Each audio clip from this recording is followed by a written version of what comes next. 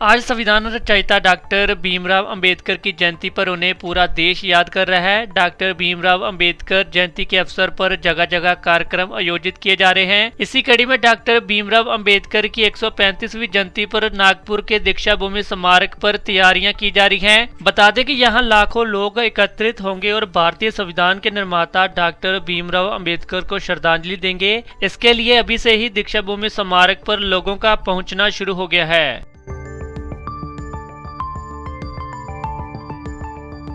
इस दिन के बारे में अगर कहा जाए तो दिन साल कम पड़ जाएंगे।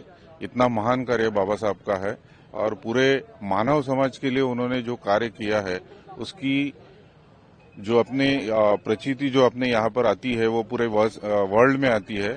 आज दीक्षा भूमि में और नागपुर भूमि में कहूंगा मैं सवेरे 5:30 बजे संविधान चौक में वंदना हुई और वहां वंदना होने के बाद अब सब लोग इधर दीक्षा भूमि पे आए हैं।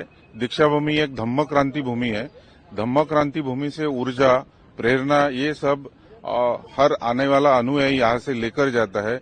यहाँ पर पूरे दिन भर जो कार्यक्रम चलेगा, शाम को 6:30 बजे भी कार्यक्रम है, लेकिन यहाँ पर सबसे बड़ी बात अनोखी और जो दुनिया में दीक्षा भूमि पे जो अलग जो बात होती है वो यहाँ किताबों का मेला लगता है और वो किताबें जो लोग खरीद के यहाँ से लेके जाते हैं वही विचारों की क्रांति लाने के लिए एक सहायक होता है। और ये सब यहाँ आने वाले सब लोग बाबा साहब के विचारों को यहाँ से लेके जाके अपने पूरे जीवन काल में उसके लिए जो काम करते हैं उसके हिसाब से वो बाबा साहब के लिए एक अभिवादन करने का तरीका बोल सकते हैं अपन।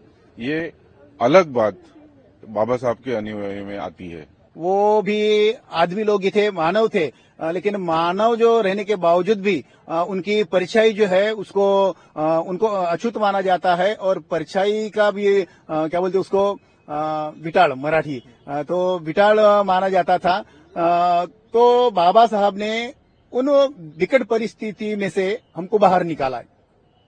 हमारे पूर्वज जो थे तो बहुत बड़ा संघर्ष करना पड़ा उनको, खाने के लिए, पीने के लिए, रहने के लिए भी हमको यहाँ जगह नहीं रहती थी। हमारे जो पूर्वज थे वो गांव के बाहर रहते थे।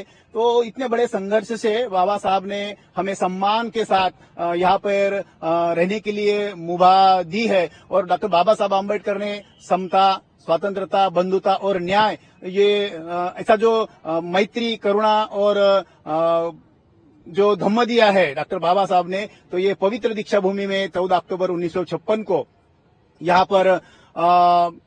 पर हमें धम्म दिया है। और वो धम्म का आचरण करने से हमारे जो लाइफ में जो है वो बहुत ही बड़ा बदलाव हुआ है, क्योंकि हम 22 प्रतिज्ञाओं का भी पालन करते हैं। तो हमारा जो पैसा जो था वो इन्वेस्ट जो होता था कि देव कर्म कांड में, तो वो हमने सब छोड़ दिया है। तो हमने पूरा बुद्धिज्म को फॉलो करा। तो बुद्धिज्म को फॉलो करने से हमारे जीवन में पूरा बदलाव आया है।